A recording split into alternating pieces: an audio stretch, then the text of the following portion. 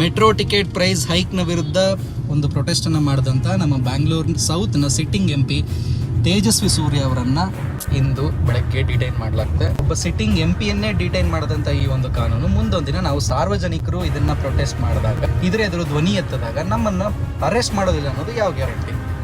ಈಗ ಈ ಒಂದು ಸ್ಪೆಸಿಫಿಕ್ ವಿಷಯನ ತಗೊಂಡ್ರೆ ಬೆಲೆ ಏರಿಕೆ ಯಾಕಾಗಿದೆ ಅನ್ನೋದನ್ನು ಸ್ಪೆಸಿಫೈ ಮಾಡದೆ ಏಕಾಏಕಿ ಪ್ರೈಸ್ ಹೈಕ್ ಮಾಡೋದು ತಪ್ಪು. ಲೆಟ್ಸ್ ಇದಕ್ಕೆ ಸೂಕ್ತ ಕಾರಣ ಕೊಡಲಿ. ಮೆಟ್ರೋ ಪ್ರೊಡಕ್ಷನ್ ಕಾಸ್ಟ್ ಜಾಸ್ತಿ ಆಗ್ತಾ ಇದೆ, ಇಲ್ಲ ಈ ಒಂದು ರೂಟ್ಗಳಲ್ಲಿ ಎಕ್ಸ್ಟ್ರಾ ಮೆಟ್ರೋ ಟ್ರೈನ್ಗಳನ್ನ ಬಿಡಬೇಕಾಗುತ್ತೆ, ಆದ್ದರಿಂದ ನಾವು ಬೆಲೆ ಏರಿಕೆ ಮಾಡ್ತಾ ಇದ್ದೀವಿ. Acceptable, well and good.